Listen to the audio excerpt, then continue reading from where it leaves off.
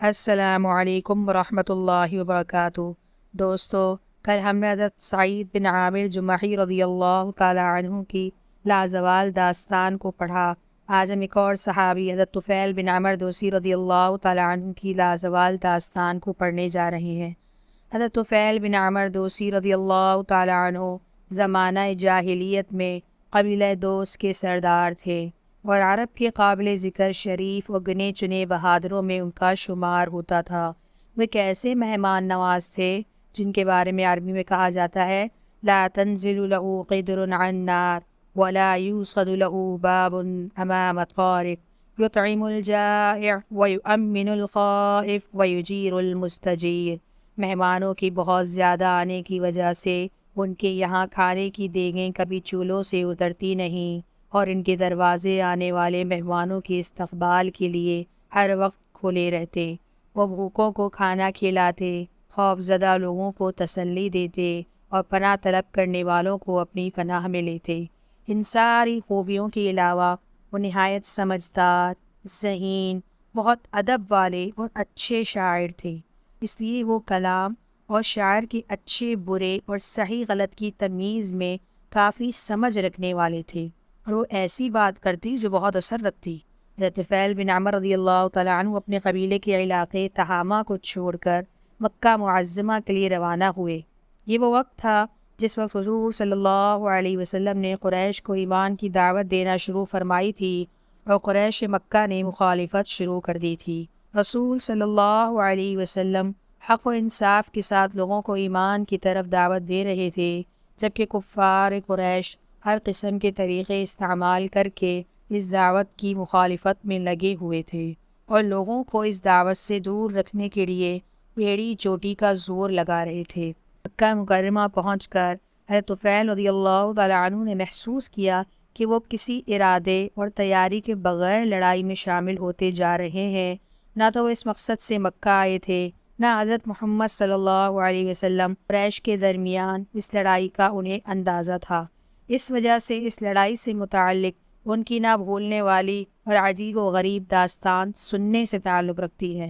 حضرت طفیل بن عمر رضی اللہ تعالیٰ عنہ اس واقعے کو بیان کرتے ہوئے فرماتے ہیں، جب میں مکہ مکرمہ پہنچا تو مجھے دیکھتے ہی قریش کے سردار میری طرف لپکے اور انہوں نے بڑی گرمجوشی کے ساتھ میرا استقبال کیا اور مجھے بڑی عزت و اکرام سے نوازا۔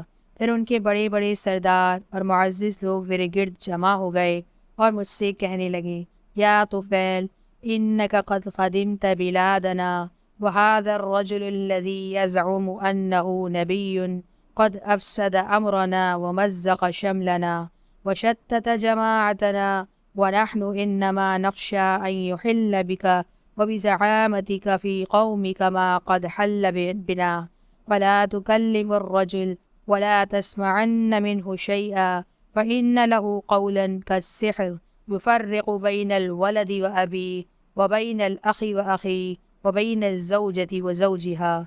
طفیل، تم ہمارے شہر میں آئے ہو اور یہ شخص جو اپنے آپ کو نبی کہتا ہے اس نے ہمارا سارا معاملہ خراب کر کے رکھ دیا ہے۔ اس نے ہم میں پھوٹ ڈال دی ہے اور ہمیں گروہوں میں تقسیم کر دیا ہے۔ ہم لوگوں کو اس بات کا اندیشہ ہے کہ کہیں یہ مصیبت تم پر اور تمہاری قوم پر بھی نازل نہ ہو جائے، اس لیے ہماری مخلصانہ تجویز تمہارے حق میں یہی بہتر ہے کہ تم نہ تو اس شخص سے کوئی بات کرنا نہ اس کی کوئی بات سننا، کیونکہ اس کی باتیں بڑی پر اثر ہیں، اس کی زبان میں بہت تاثیر ہے۔ یہ شخص اپنی ان باتوں کے ذریعے باپ بیٹے، بھائی بھائی اور شوہر بیوی میں جدائی کر دیتا ہے۔ حضرت طفیل رضی اللہ تعالیٰ عنہ اپنے قصے کو آگے بڑھاتے ہوئے کہتے ہیں، اللہ کی قسم وہ لوگ مسلسل اس شخص کی عجیب و غریب باتیں مجھے سناتے رہے، حیران کرنے والے کارناموں سے میری اپنی ذات اور میری قوم کے متعلق مجھ کو ڈراتے رہے، یہاں تک کہ میں نے اس بات کا پکا ارادہ کر لیا کہ میں نہ تو اس شخص سے ملوں گا، نہ اس سے بات کروں گا اور نہ ہی اس کی کوئی بات سنوں گا۔